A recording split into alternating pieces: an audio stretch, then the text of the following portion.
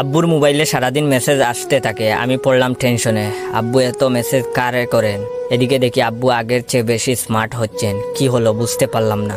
সারাদিন পুরাতন লুঙ্গি আর জরাজীর্ণ গেঞ্জি পরা আব্বু এখন দেখি স্মার্ট হয়ে গেছেন। জিন্সের প্যান্ট আর ব্র্যান্ডের গেঞ্জি, আবার গেঞ্জির গায়ে লেখা লাভার বয়, এসব পরেই বসে আছেন। আবার এফবিতে পোস্ট করেছেন, তুমি আমার অনেক শখের খুঁজে পাওয়া এক প্রজাপতি সহ আরো অনেক রোমান্টিক পোস্ট।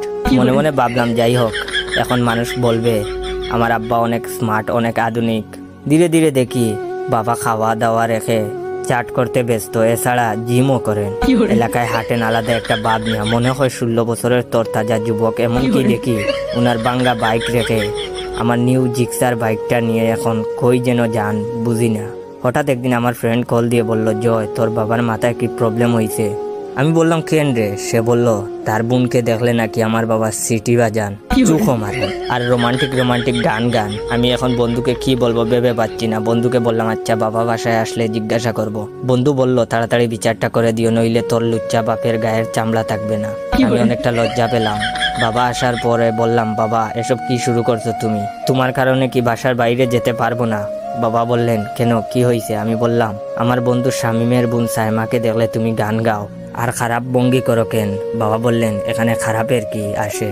একটা মেয়েকে ভালো লাগলে পুলাপান তো এরকমই করে। আমি বললাম, বাবা তুমি এখনো পুলাপান রয়েছো কি? বয়স তো 50 ঊর্ধ্ব হয়ে গেছে। বাবা বললেন, ভালোবাসাতে বয়স লাগে না, আর এমনিতেও আমি হার্ট হ্যাকার, যে কোনো মেয়ের হার্ট হ্যাক করতে পারি। তুই এসব ভালোবাসা বুঝবি না, তুই এখনো ছোট রয়েছস। এটা বলে বাবা উনার রুমে চলে গেলেন আর আমি আমার রুমে। পরদিন এফবিতে ঢুকেই দেখি বাবা এফবিতে পোস্ট করেছেন, আসতেছি তোমাকে দেখতে। আমি ভাবলাম মা মারা গেছেন, হয়তো বাবার মনে মৃত্যুর ভয়টা হচ্ছে, তাই মারা গেলে মায়ের কাছে যাবেন ভাবছেন। তখনই আমার জিএফ সাদিয়া কল দিয়ে বলল, ওই শুনো, আমার বান্ধবী নুসরাত আজ তার বিএফ এর সাথে দেখা করবে, তুমি লাজিজ রেস্টুরেন্টে আসবা। আমি বললাম, আচ্ছা আসবো। আবার মনে মনে ভাবলাম, পকেটে নাই 1 টাকা, এখন খাবার খেলে তো আমাকেই বিল দিতে হবে। তাই বাবার রুমে গেলাম টাকা চাইতে।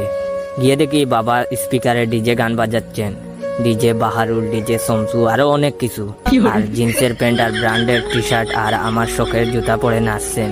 আমি শান্ত গলায় গিয়ে বাবাকে বললাম, বাবা আর্জেন্ট কিছু টাকা লাগবে, বন্ধুদের সাথে বাইরে খাবার খাবো। বাবা আমার হাতে 20 টাকা দিয়ে বললেন, যা বাবা, এনজয় কর। আমার তো রাগ উঠে গেল। যেই জায়গায় একটা সিগারেটের দাম 17 টাকা, ওই জায়গায় উনি আমাকে 20 টাকা দিয়েছেন বন্ধুদের সাথে খাবার খাওয়ার জন্য। এটা হচ্ছে ভিডিওর সেকেন্ড পার্ট। চাইলে এই জায়গায় শেষ করতে পারতাম ভিডিওটা। যদি এই ভিডিওতে বেশি বেশি লাইক, কমেন্ট, শেয়ার আসে, তাহলে এই ভিডিওর থার্ড পার্টও নিয়ে আসবো আপনাদের জন্য।